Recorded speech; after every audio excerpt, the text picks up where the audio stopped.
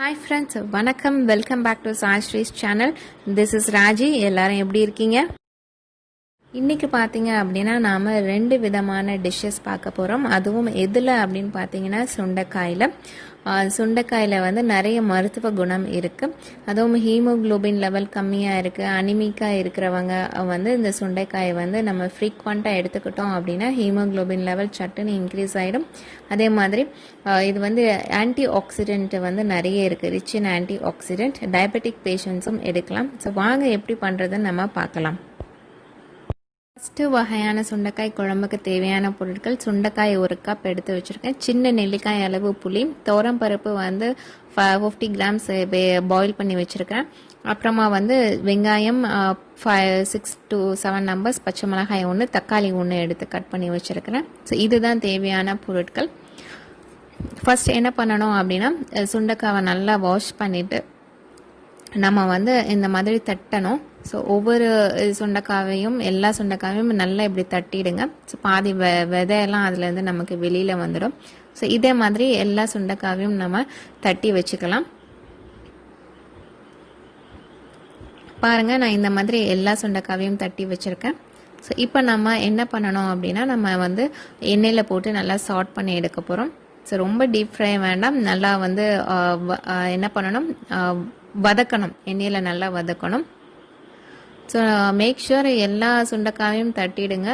1-2 நமக்கு தட்டுப்படாமல் இருந்தது அப்படின்னா அது வெளியில் அந்த வெடித்து வெளியில் வர சான்சஸ் இருக்குது. ஸோ வந்து எல்லா சுண்டைக்காயும் நல்லா தட்டி ஆட் பண்ணி நல்லா வதக்கிடுங்க. ஸோ அது நல்ல கலர் சேஞ்ச் ஆகி இந்த மாதிரி வரும்போது நம்ம எடுத்துடலாம். ஸோ எடுத்து தனியாக வச்சுடுங்க. இப்போ நம்ம குழம்பு செய்ய போகிறோம். கடாய் ஹீட் பண்ணி ஆயில் ஆட் பண்ணிடுங்க. எண்ணெய் சூடானோடனே ஜீரகம், அப்புறம் வெந்தயம், பெருங்காயம் நம்ம ஆட் பண்ணுறோம். நல்லா பொரிஞ்ச உடனே இப்போ நம்ம வெங்காயம், பச்சை மிளகாய் வந்து நல்லா ஆட் பண்ணி சாட் பண்ணணும். ஸோ அப்புறம் பார்த்தீங்க அப்படின்னா, இது வந்து இன்டைஜஷனுக்கு ரொம்ப நல்லது. சுண்டைக்காய் வத்தல் வந்து நம்ம எடுக்கலாம். அதை நல்லா சுண்டைக்காய் வத்தலை நல்லா எண்ணெயில் பொரிச்சிட்டு சுடு சாதத்தில் நெய்யோ இல்லை நல்லெண்ணெய்யோ ஊற்றி இந்த சுண்டைக்காய் வத்தல் பொரிச்சது நல்லா போட்டு மிக்ஸ் பண்ணி சாப்பிடுவாங்க. ஸோ இன்டைஜஷனுக்கு ரொம்ப நல்லது. இப்போ நம்ம தக்காளி ஆட் பண்ணியிருக்கோம். இப்போ வந்து நம்ம இந்த டிஷ்ஷுக்கு தேவையான சில்லி பவுடர் வந்து 2 டீஸ்பூன் ஆட் பண்ணுறேன். அப்புறமா வந்து ரெட் சில்லி பவுடர் 1 டீஸ்பூன், மஞ்சத்தூள் ஆட் பண்ணுறேன் 1/4 டீஸ்பூன் ஆட் பண்ணிவிட்டு நல்லா வதக்குங்க. ஸோ அந்த பச்சை வாசனை போகிற வரைக்கும் நம்ம வதக்கணும்.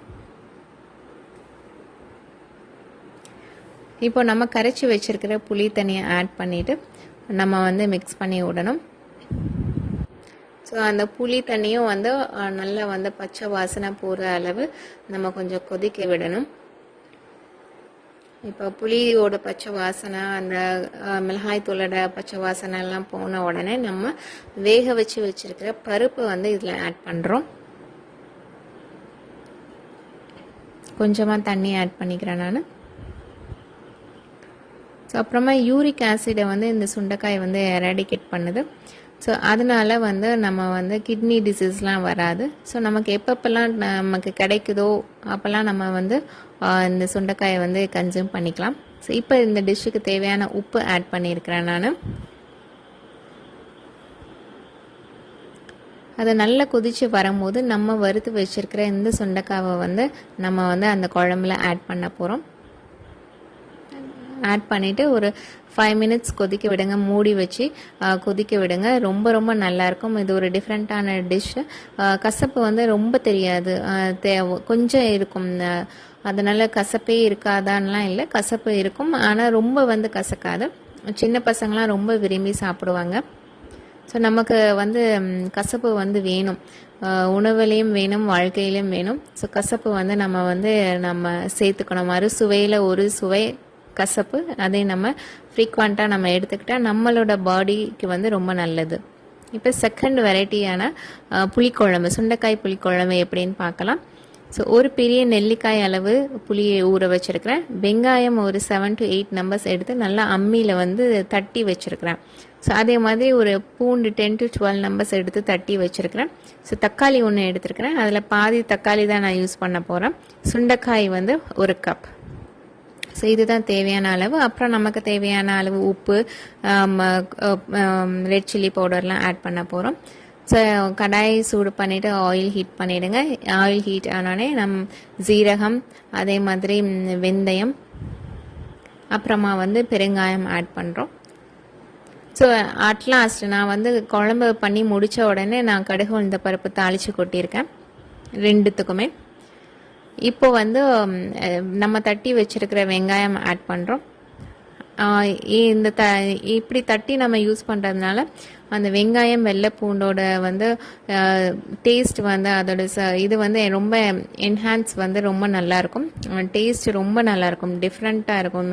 நீங்கள் சாதாரணமாக பண்ணுற புளிக்குழம்பை விட இந்த மாதிரி நீங்கள் தட்டி பண்ணுற புளிக்குழம்பு ரொம்ப டேஸ்ட்டாக இருக்கும். இப்போது நமக்கு தேவையான அளவு வந்து குழம்பு தூள் போட்டுக்கோங்க. நான் 3 டீஸ்பூன்ஸ் போட்டிருக்கேன். மஞ்சள் தூள் போட்டிருக்கேன். அதை நல்லா வறுத்துடுங்க. நல்லா அது டார்க்காக வர வரைக்கும், அதுக்காண்டி கருக விடாதீங்க. கொஞ்சம் டார்க்காக வர வரைக்கும் நல்லா வறுத்துக்கோங்க. இதில் நமக்கு ரெடிமேடாகவே புளிக்குழம்பு பவுடர் கிடைக்குது, அதையும் ஆட் பண்ணிக்கலாம். அப்புறமா நம்ம தக்காளி காமிச்சோம் இல்லையா, அதில் பாதி தக்காளியை எடுத்து நான் கொஞ்சமாக பியூரி பண்ணி ஆட் பண்ணியிருக்கிறேன். ஸோ இந்த மாதிரி குழம்பு செஞ்சு பாருங்கள், நல்லாயிருக்கும். அதுக்கப்புறமா சுண்டைக்காய், நம்ம வறுத்து வச்ச சுண்டைக்காயும் சேர்த்து நல்லா வதக்கணும். ஸோ அந்த உப்பு, காரம் எல்லாம், அந்த தக்காளியோட புளிப்பு சுவை எல்லாம் இந்த சுண்டைக்காயில் இறங்குற வரைக்கும் நல்லா சாட் பண்ணிவிடுங்க. நல்லா சாட் ஆனோடனே நம்ம இந்த டிஷ்ஷுக்கு தேவையான உப்பு ஆட் பண்ணுறேன் நான் இப்போ தான். அப்புறமா நம்ம புளியை கரைச்சி வச்சுருந்தோம் இல்லையா, அந்த புளியை வந்து நம்ம இப்போ ஆட் பண்ணுறோம். ஆட் பண்ணிவிட்டு நல்லா வந்து அது நல்லா கெட்டியாக வர வரைக்கும் நம்ம கொதிக்க விடுங்க. கொஞ்சம் கெட்டி ஆனோடனே நமக்கே தெரியும், அந்த எண்ணெய்லாம் பிரிஞ்சு அந்த கெட்டி ஆனோடனே நம்ம ஆஃப் பண்ணிவிட்டு நம்ம சர்வ் பண்ணிடலாம். ஸோ இதுவும் ரொம்ப ரொம்ப டிஃப்ரெண்ட்டான டிஷ்ஷு. நான் இதுக்கு நல்லெண்ணெய் யூஸ் பண்ணியிருக்கிறேன். ஸோ புளிக்குழம்புக்கு நல்லெண்ணெய் வந்து ரொம்ப நல்லாயிருக்கும். அதே மாதிரி இந்த டிஷ்ஷு கூட நீங்கள் சுடு சாதத்தில் நல்லெண்ணெய் ஊற்றி இந்த சுண்டைக்காய் புளிக்குழம்பு ஊற்றி தொட்டுக்க வந்து ஒரு அப்பளம் வச்சு சாப்பிட்டீங்க அப்படின்னா ரொம்ப நல்லாயிருக்கும். அந்த டேஸ்ட் வந்து அருமையாக இருக்கும். ஸோ நீங்கள் ட்ரை பண்ணி பாருங்கள் ஃப்ரெண்ட்ஸ். ரொம்ப ரொம்ப ரெண்டுமே டிஃப்ரெண்ட்டான டிஷ்ஷு தான். ட்ரை பண்ணி பார்த்துட்டு எனக்கு கமெண்ட் பண்ணுங்கள்.